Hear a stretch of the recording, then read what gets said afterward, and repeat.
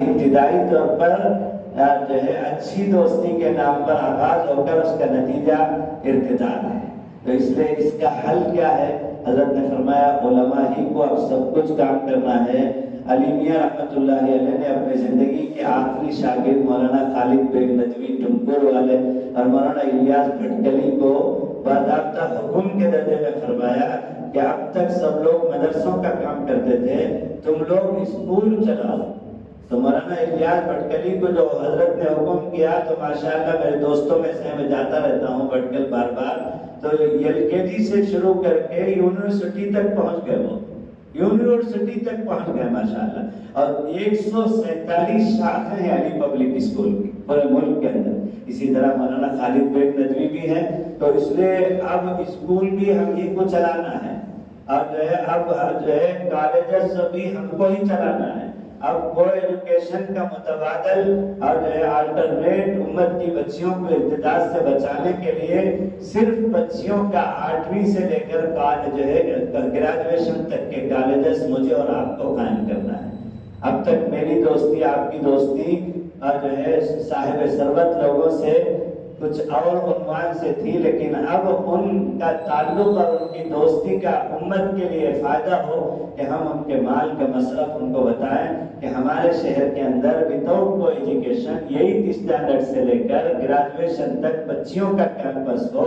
اور مولانا سید ارشد مدنی امیر الہند دامت برکاتہم فرماتے ہیں کہ ہمارا حوصلہ یہ ہونا چاہیے اور ہمارے مذہب میں اس کی وسعت موجود ہے کہ ہمارے کیمپس میں ہماری بچیاں مذہبی شناخت کے ساتھ، تحفظ کے ساتھ، برقعے کے ساتھ آئیں گی تو اسی وقت میں دیگر مذاہب کے بچیوں کو سندور کے ساتھ، بھگوا رنگ کے کپڑوں کے ساتھ آنے کا ہم استقبال کریں گے.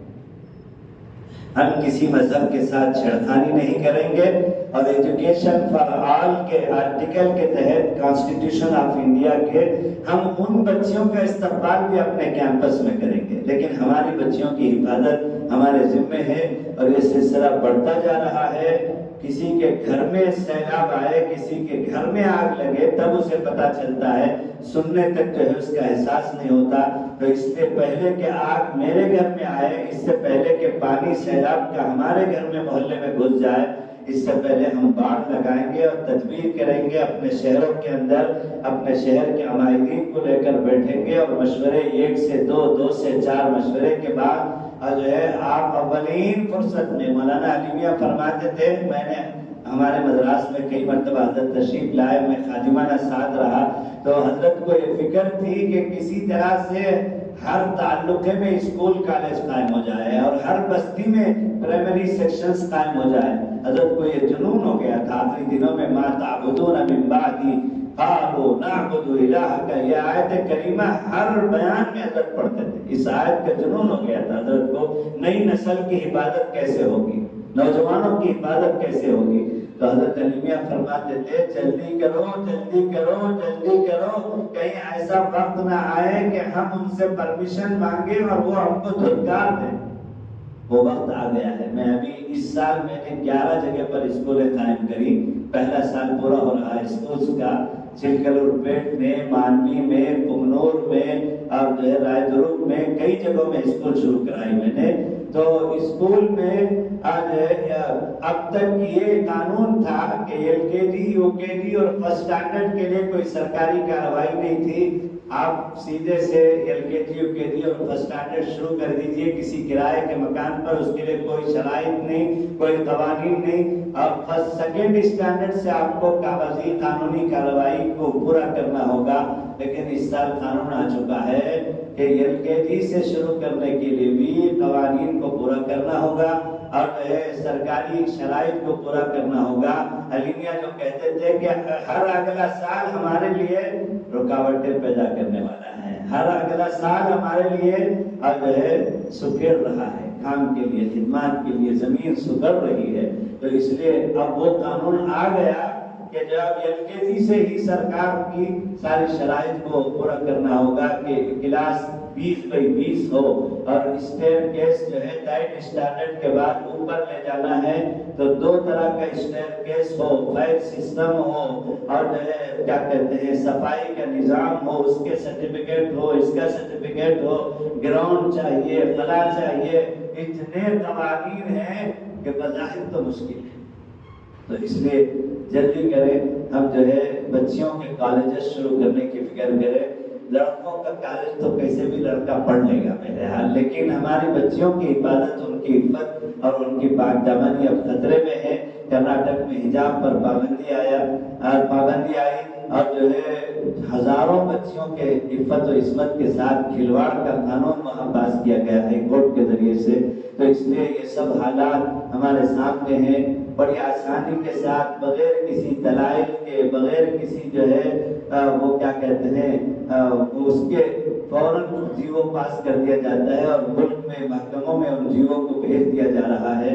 تو اس لیے ہماری ذمہ داری ہے، چوتھا کام ہے مسلم بچوں کو ابتداء سے بچانے کے لیے کو ایجوکیشن کا سسٹم ختم کر کے ہم اور دوسروں کے کالجز کے بارے میں آپ مغز ماری کرتے رہیے تو آپ کا وقت برباد ہوگا کہ وہاں ایسا ہو رہا ہے، ویسا ہو رہا ہے، ایسا نہیں ہونا چاہیے، ایسا ہوتا کہتے میں ہماری زندگی گزر گئی۔ تو اس لیے جو ہے آپ سرمایہ دار اصحاب خیر حضرات کو متوجہ کر کے اپنے ادارے کے تحت ایک منظم طریقے سے ٹرسٹ قائم کیجیے اور جو ہے بچیوں کے لیے آپ محفوظ کیمپس قائم کیجیے۔ چوتھا کام یہ کرنے کا ہے۔ پانچواں کام جو کرنے کا ہے، حضرت نے فرمایا کہ ہم کو اس وقت فرق باطلہ کا جو زور ہو رہا ہے، تحفظ ایمان کا جو فریضہ ہم سب کے ساتھ ہے، اس سے متعلق بچیوں میں، خواتین میں، بچوں میں یہ خاص طور پر عقیدے کا درس دے کر کے، عقیدوں کا تذکرہ کر کے، سوشل میڈیا میں عقیدوں کے ایپ چلا کر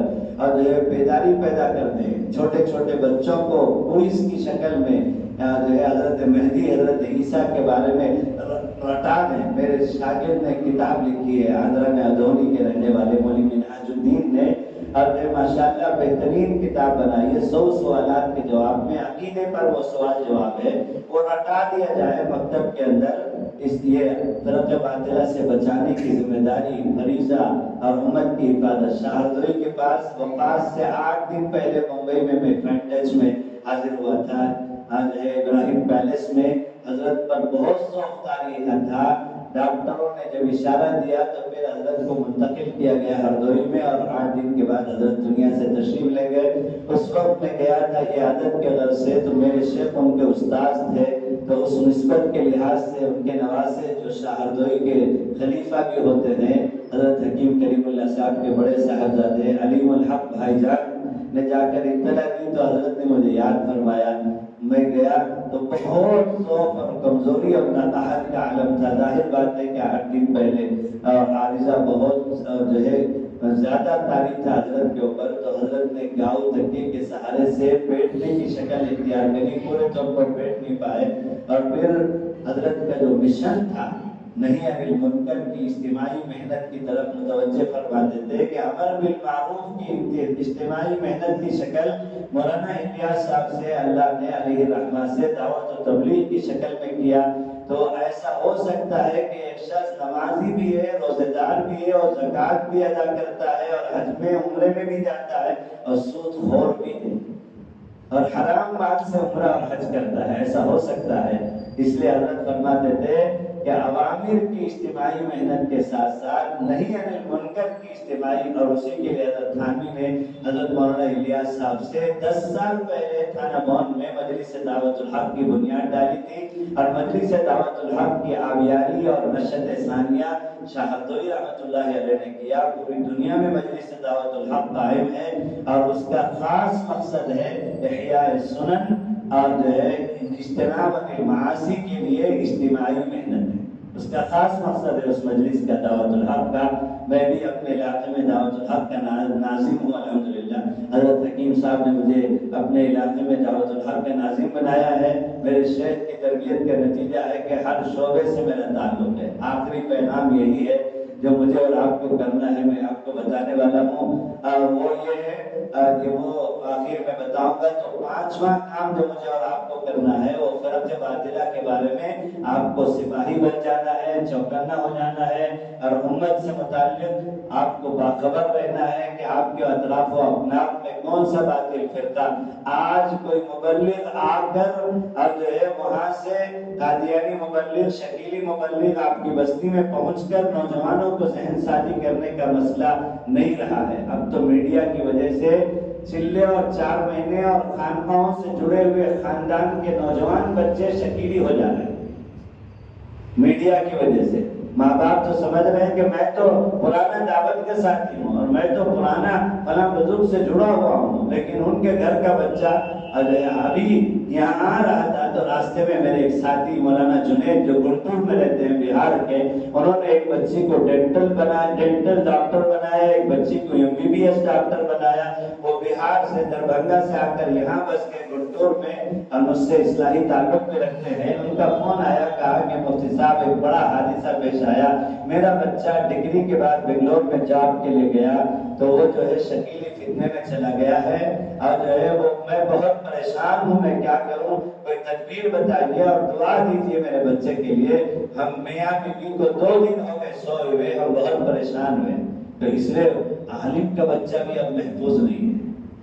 تو ہمارے لیے ضروری ہے کہ ہم چوکنا رہیں، اور سوشل میڈیا ہمیں کون سا فتنہ ہمارے علاقے میں کارگر ہے اور متحرک ہے، اور آپ مت سمجھیے کہ آپ کی بستی محفوظ ہے، اور آپ مت سمجھیے کہ مطمئن مت رہیے کہ شکیلی فتنہ آپ کی بستی میں نہیں ہے۔ اب میڈیا کا زمانہ ہے، مبلغ پہنچ کے تشکیل کرنے والا مرحلہ نہیں رہا، بلکہ اب سوشل میڈیا کے ذریعے سے باطل فرقہ بڑی تیزی کے ساتھ پھیل رہا ہے۔ اس لیے ہم سب کو باطل فرقوں کے بارے میں جانکاری، علماء کو نہیں معلوم کہ جو گوہر شاہی کا فتنہ کیا ہے، بڑے ہلکے سے وہ گوہر شاہی کا فتنہ بھی اب جو ہے آ گیا ہے۔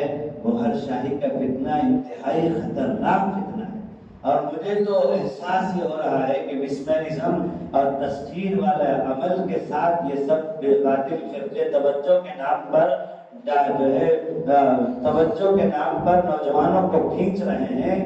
کیا دکھ ہے کہ ایک نوجوان دعوت کے کام میں لگا ہوا تھا، پاجامہ ٹوپی اور جو ہے جبے کے ساتھ داڑھی کے ساتھ ہے، کلیان میں پرسوں عین نکاح کے موقع پر واقعہ پیش آیا کہ قاضی نکاح پڑھنے جا رہا ہے، ایک شخص نے آ کر کہا کہ نوشا جس کا نکاح پڑھانے جا رہے ہیں وہ شکیلی ہے، آپ پہلے اس سے جائزہ لے لیجئے، اور کفر کا نکاح نہیں ہوتا، کفر کے ساتھ نکاح نہیں ہوتا، ارتداد سے نکاح ٹوٹ جاتا ہے، اور آپ کافر کے ساتھ ایک مسلمان بچی کا نکاح پڑھانا جا رہے ہیں۔ پھر انہوں نے، آپ کو ویڈیو موجود ہے، کلیان کا واقعہ ہے۔ حیرت ہوتی ہے کہ نوجوان پڑھے لکھے اور بڑے گھرانے کے دیکھ کر اندازہ ہوتا ہے کہ کیا یہ نوجوان بھی اس طرح کی باتیں کر سکتا ہے اور گمراہی پر اسے اس طرح ضد ہو سکتی ہے، آپ یقین نہیں کر سکتے۔ اخیر نتیجتاً یہی جاتا ہے ذہن کہ تسخیر اور مسمرزم کا تماشا ہے، گمراہی ہے، کہ ضد ہے شکیلیوں کو کہ ہم تو ان کو مہدی مانتے ہیں، ان کو عیسیٰ مانتے ہیں۔ وہ ایسا نہیں کہتے ہیں جیسا آپ کہتے ہیں۔ کل میں جب بیان کر رہا تھا وہاں اس میں مفتی زکریا کے مدرسے میں معہد الاسلامی میں طلبہ کی دستار بندی کا جلسہ تھا، آگموش شادی محل میں ورنگل میں، تو خواتین بھی سن رہی تھی، تو بربر خواتین کی طرف سے ایک پرچی آئی۔ مولانا احمد عبید الرحمان صاحب میرے ساتھ تھے بازو کرسی میں، ان کے ہاتھ پر مفتی زکریا نے پرچی لا کر دی کہ خواتین میں سے ایک خاتون ہے جو شکیلی فتنے سے متاثر ہے، اور وہ پرچی بھیج رہی ہے کہ جس طرح آپ شکیلی فتنے کا تعارف کرا رہے ہیں ایسا نہیں ہے۔ اس مجمع میں موجود ہے خاتون جو سن رہی، خواتین جو سن رہی ہے، اس لیے ہماری ماں بہنیں بھی اب محفوظ نہیں ہیں۔ تو آپ کو اس کے لیے تدبیر کرنا پڑے گا، تعلیم نسوان کا جو ہے آپ کو جال پھیلانا ہوگا۔ میں ہر جگہ کہتے آ رہا ہوں کہ تعلیم نسوان کو 4 سالہ 8 سالہ لمبا چوڑا نظام کی بجائے 1 سالہ نظام دے کر، میری اہلیہ چلاتی ہے ماشاءاللہ، ایک عمارت میں 10 کام، اور بچی سے لے کر LKG UKG سے لے کر ماں، ساس اور نانی دادی تک کا تحفظ ہے الحمدللہ۔ میں لکھا ہوا ہے، میں علماء کو دے دوں گا۔ ہر محلے میں اس طرح کا نظام قائم کیجئے جو ایک تحریک اور مشن ہے، جس سے امت کی ہر بچی اور ہر خاتون اور ہر ماں بہن جڑ جائے اور اس کا ایمان محفوظ ہو جائے اور وہ دین کی ضروری درجے کی تعلیمات اور عقیدے کی جانکاری ان کو مل جائے۔ تو یہ پانچویں چیز ہے۔ چھٹی چیز یہ ہے کہ اس وقت اختلاف عروج پر ہے۔ اب اختلاف باہر سے اندر آ گیا ہے اور طرح طرح کے نعرے آپ کو سننے ملیں گے، اور یہ لاک ڈاؤن کا فائدہ سب سے بڑا اتفاق و اتحاد کے نعرے پر فرق باطلہ کو ہوا ہے۔ اب تک ہمارے علماء فرق باطلہ کا تعاقب کرتے تھے، تو لاک ڈاؤن کے بعد ان کے اندر کچھ جو ہے گراوٹ آئی ہے اور ملک کے سنگین حالات میں اب جو ہے فرق باطلہ کا تعاقب سب ختم ہو گیا ہے، تو فرق باطلہ زوروں سے اب اوپر کو جا رہے ہیں۔ تو اس لیے آپ کے ذمے اور اس سے آگے بڑھ کر اب اختلاف اندر آ گیا ہے، تو میں جو کہہ رہا ہوں وہ اشارہ آپ سمجھ رہے ہیں، ناقل تکفی اشارہ کہ جو ہے اب اختلاف اندر میں آ گیا ہے، اور اختلاف امر ضروری ہے۔ دو آدمی جب جمع ہیں تو تھوڑی دیر کے بعد کسی نہ فکر میں، قول میں، عمل میں، ذوق میں اختلاف ہونا ضروری ہے۔ لیکن میرے اور آپ کے اکابر جو ہمارے لیے سلسلۃ الذہبیہ ہیں، نفوس قدسیہ ہیں، سند ہیں، انہوں نے ہر چیز کا حل ہم کو دے دیا کہ آئندہ کیا ہوگا اور اس وقت میں آپ کو کیا کرنا ہے۔ تو حضرت حاجی امداد اللہ صاحب مہاجر مکی رحمۃ اللہ علیہ کے ملفوظ یاد رکھیے، حضرت نے فرمایا کہ ہر اختلاف مذموم نہیں ہے، ہر اختلاف مذموم نہیں ہے۔ عقیدے کا جب مسئلہ آئے گا تو باپ بیٹے کا مسئلہ نہیں رہے گا۔ اب جو ہے عقیدے کے بگاڑ پر اگر بیٹا شکیلی ہوتا ہے تو باپ بیٹا ہونے کے درجے میں اس کو ساتھ نہیں دے گا۔ ایک طرف حضرت ابو سفیان اور ایک طرف جو ہے ابو جہل، ابو لہب، اور ایک طرف آقا صلی اللہ علیہ وسلم، خاندانی قرابت داری، لیکن ایمان اور کفر کا مسئلہ ہے۔ اخلاق اپنی جگہ پر ہے، لیکن جو ہے کفر کے ساتھ کوئی سمجھوتا نہیں ہے۔ تو اس لیے جو ہے آپ کے میرے ذمہ ضروری ہے کہ اکابر کے ملفوظات کی روشنی میں اختلاف کو حدود کے اندر رکھیں اور اختلاف کو تقوی کے ساتھ آگے بڑھائیں، اور اختلاف میں نفس کو آنے نہ دیں۔ میرے شیخ فرمایا کرتے تھے اختلاف اگر تقوی کے ساتھ ہے تو مطلوب ہے، اختلاف اگر نفس کے ساتھ ہے تو مذموم ہے۔ اور حضرت حاجی امداد اللہ صاحب نے فرمایا کہ ہر اختلاف مذموم نہیں ہے اور ہر اتحاد مطلوب نہیں ہے۔ یہ جو آج کا نعرہ لگایا جا رہا ہے کہ ہم کو ایک پلیٹ فارم میں آ جانا چاہیے، نہیں، جہاں اختلاف کرنا ہے وہاں کریں گے، اور جہاں جو ہے اتحاد کر سکتے ہیں وہاں کریں گے، اور اتحاد جس نوعیت کی ہو سکتی ہے اس نوعیت کی کریں گے۔ اس لیے حضرت قاری طیب صاحب رحمۃ اللہ علیہ کا ملفوظ حضرت فرماتے ہیں اختلاف بات میں تو ہو، ذات میں نہ ہو، اختلاف بات میں تو ہو، ذات میں نہ ہو۔ اللہ اکبر، کتنی بڑی بات ہے، بات اور ذات کا فرق دیکھیے۔ میرے شیخ نے فرمایا 4 جملے کہ اختلاف امر ضروری ہے، اور جب حق والوں اہل حق کے درمیان میں اختلاف ہو جائے تو حضرت فرماتے ہیں کہ حق کی پہچان بہرحال ضروری ہے، حق کی پہچان بہرحال ضروری ہے، اور حق کی پہچان دوسرا جملہ فرما رہے نصوص یعنی قرآن اور حدیث اور جو ہے صحابہ اور اجماع امت کے ذریعے سے ہوگا۔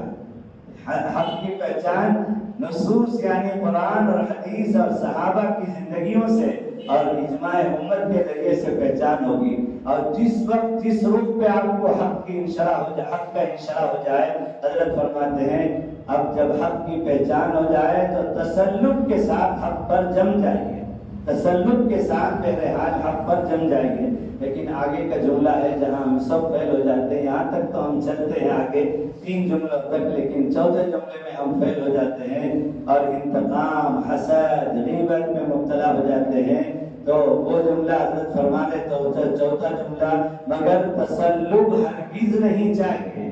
اب کیا ہے، اب تک ہم مدرسوں میں راج مرجو کے درجے میں درسگاہوں کے حدود کے حد تک امام شافعی کے دلائل کا جواب، رفع دین کا جواب، بسم اللہ بالجہر کا جواب، قرأت خلف الامام کا جواب، یہ سب ہم دیتے آ رہے تھے۔ وہ حدود جو ہے اس کے صرف درسگاہ کے حد تک تھی۔ ہم کسی شافعی کو غلط نہیں کہتے تھے، کسی جو ہے حنبلی کو غلط نہیں کہتے تھے، چاروں مذاہب اربعہ کو حق کہتے ہیں۔ لیکن اب مسئلہ آگے بڑھ کر حدود کیا کہتے ہیں مذاہب اربع سے آگے بڑھ کر اب سلاسل اربع کا اختلاف آ گیا ہے.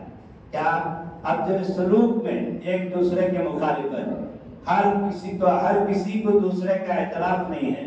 اور میرے اور آپ کے اکابر حاجی امداد اللہ صاحب جو سید الطائفہ ہیں، وہ چاروں سلسلوں کے پیر تھے.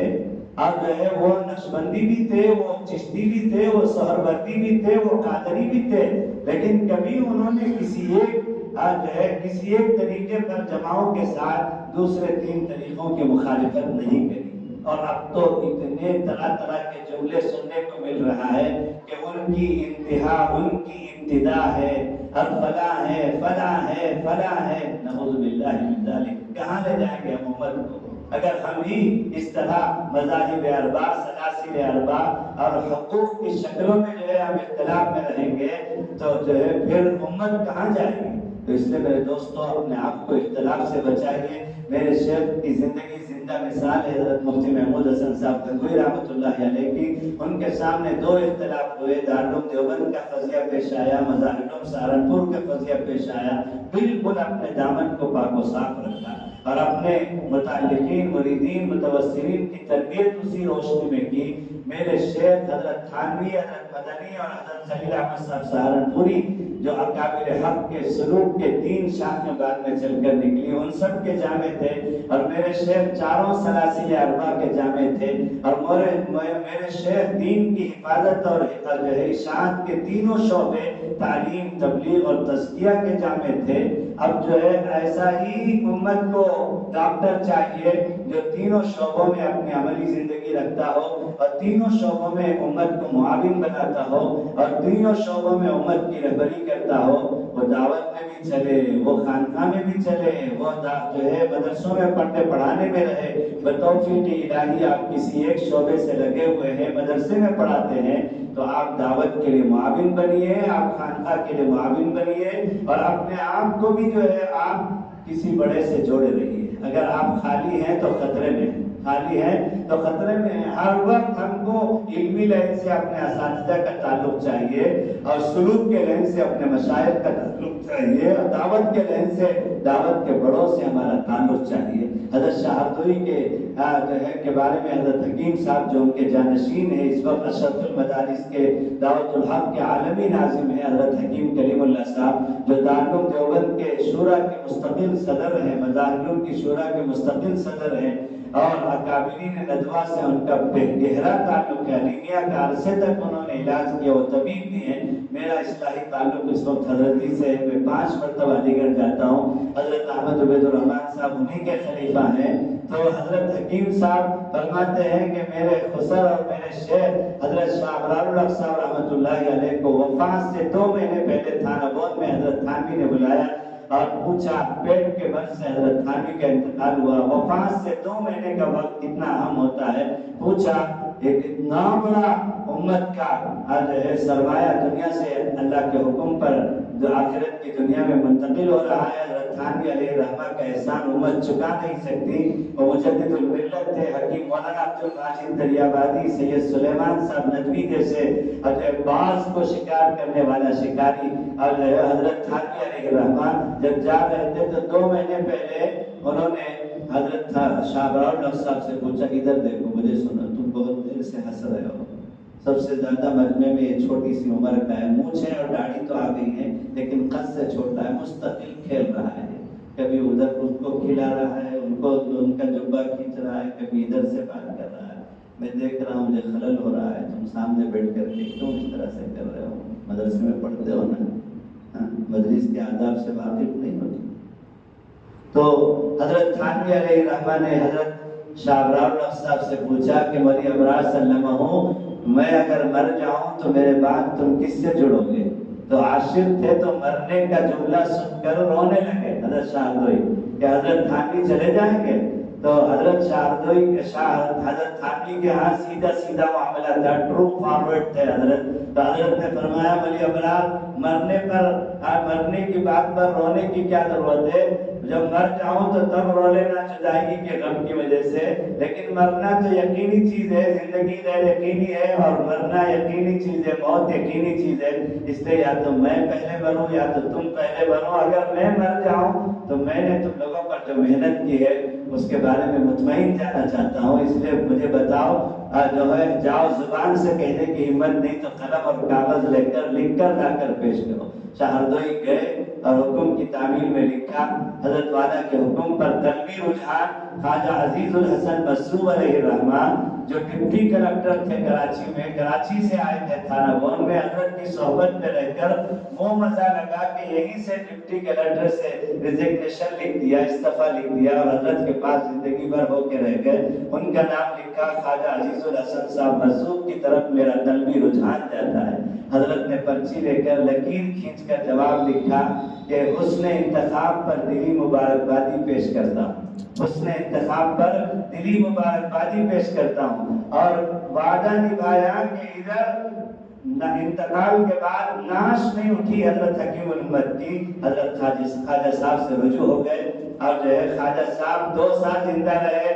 شیخ کا منشا سمجھ گئے کہ کبھی اپنے آپ کو خالی مت رکھنا، بڑوں سے کبھی استغنا نہیں چاہیے، نہ علم میں چاہیے، نہ سلوک میں چاہیے، نہ کسی بھی میدان میں چاہیے۔ بڑوں کے بغیر ہم چل نہیں سکتے، ہرگز یہ قدم ہمارا اٹھ نہیں سکتا۔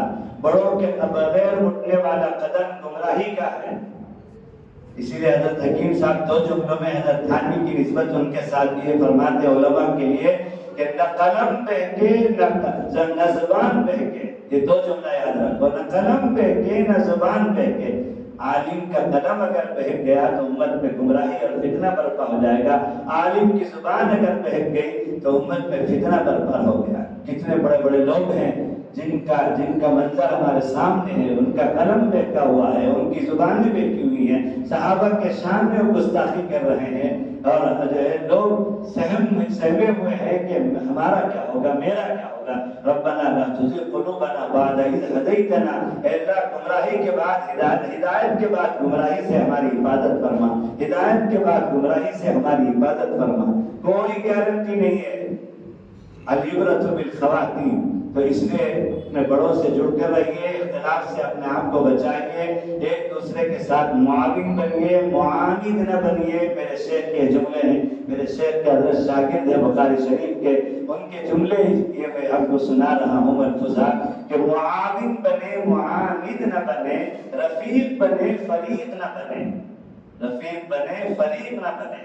آپ کسی ایک شعبے میں مستقل لگے رہیے، لیکن دوسرے شعبوں میں بھی آپ کا حصہ ہونا چاہیے، اور دوسرے شعبوں کی نفی اور جو ہے ان کے اتار چڑھاؤ اور ان کی تنقید اور تنقیص نہیں ہونی چاہیے۔ حضرت فرماتے ہیں حکیم صاحب کہ دینی خدام کے درمیان میں 4 تا کی نفی ہونی چاہیے، تنقید نہیں چاہیے، تنقیص نہیں چاہیے، اور اسی طرح سے حضرت فرماتے ہیں کہ 4 چیزوں میں سے تنقید اور تنقیص، اسی طرح 2 اور چیزیں ذہن میں نہیں آ رہی، میں بتا دوں گا انشاءاللہ۔ تو 4 تا کی نفی حضرت فرماتے ہیں۔ تو اسی طرح حضرت حکیم صاحب فرماتے ہیں علماء کا نہ قلم بہکے نہ زبان بہکے، اور قلم اور زبان کے قابو میں رہنے کے لیے اوپر سے کسی کی سرپرستی اور نگرانی چاہیے۔ خواجہ عزیز الحسن صاحب 2 سال زندہ رہے، ان کے انتقال کے بعد شاہ عبد الغنی صاحب سے جڑ گئے جو حضرت تھانوی کے خلیفہ تھے، ان کے 1 سال کے وفات کے بعد شاہ محمد احمد صاحب پرتاپ گڑھ سے جڑ گئے، ان کے 2 سال کے انتقال کے بعد مفتی محمود حسن صاحب فقیہ الامت میرے شیخ ان کے استاذ تھے، ان سے جڑ گئے، پھر ان کے بعد زندگی بھر کے روز اول سے لے کر وفات تک کے ساتھی اور مشیر حضرت قاری امیر حسن صاحب جو ہردوئی میں 70 سال تک رہے، ان کو اپنا مشیر اور مسلم مانا، اور ان کے سامنے شاہ ہردوئی کا انتقال ہوا، شاہ ہردوئی کا جنازہ قاری صاحب نے پڑھا۔ یہ تھے ہمارے اکابر، اس لیے سارے علماء اپنے آپ کو کسی سے جوڑیں اور غلو سے بچیں، اور ایک دوسرے کی نفی سے بچیں، اور ایک دوسرے کے لیے معاون بنیں، اور ایک دوسرے کے بارے میں ہرگز کوئی تنقید اور تنقیص نہ کریں۔ اللہ تعالیٰ تقابل نہیں چاہتا کی نفی یاد آ گئی، تنقید نہیں چاہیے، تنقیص نہیں چاہیے، تقابل نہیں چاہیے، تفاضل نہیں چاہیے۔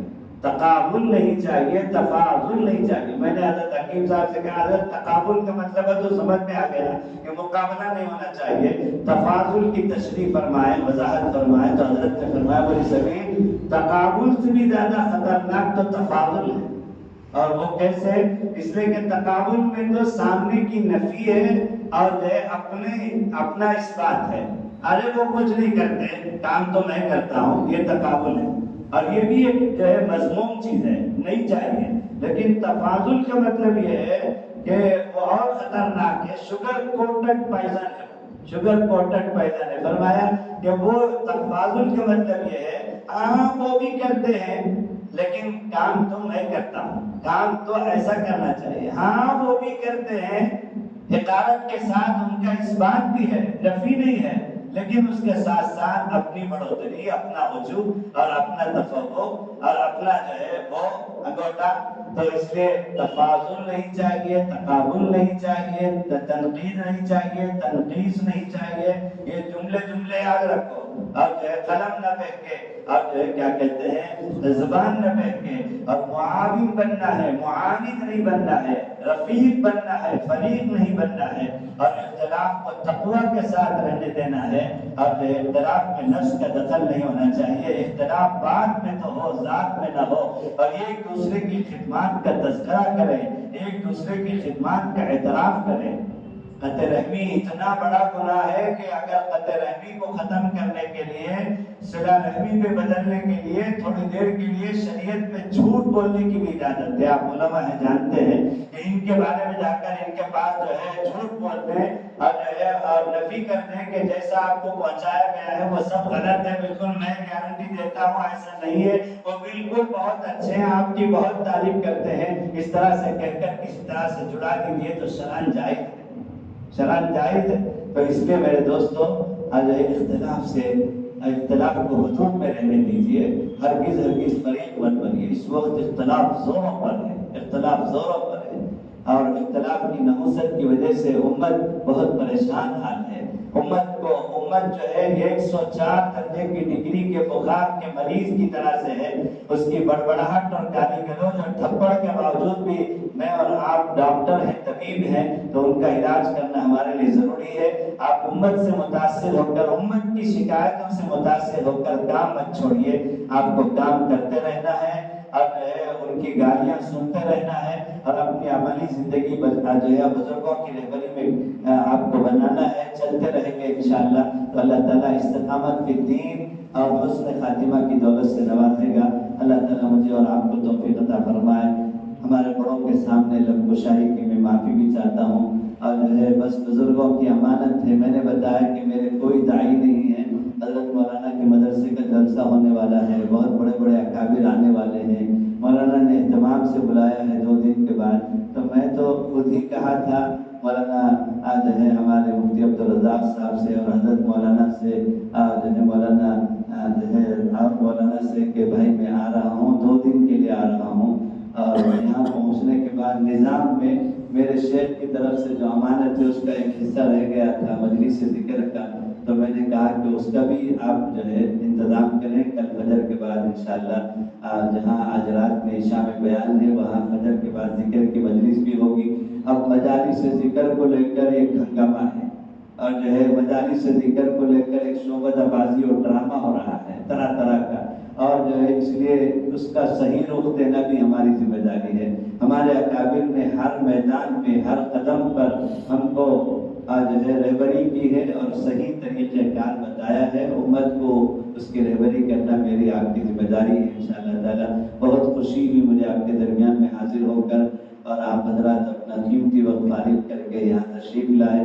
اور میں دل و جان سے آپ کے اس حاضری کا معترف ہوں. اللہ سے دعا کرتا ہوں اللہ تعالیٰ ہمارے طلبہ عزیز سے بھی جو آئندہ مستقبل کے جو ہے کیا کہتے ہیں مجاہد ہیں، رہنما ہیں، قائد ہیں، آج طالب علم ہیں، کل امت ان کے پیچھے چلے گی، سب کو اللہ میں انتہا قبول فرمائے اور سب سے اللہ تعالیٰ کام لے لے. اور بزرگوں کی جو باتیں میں نے سنائی اللہ تعالیٰ ہماری زندگیوں میں اس کو جاری و ساری فرما دے. فآخر دعوانا الحمدللہ رب العالمین. دعا کرتے ہیں یا رب صلی وسلم دائما ابدا ابدا علی حبیبک خیر الخلق کلہم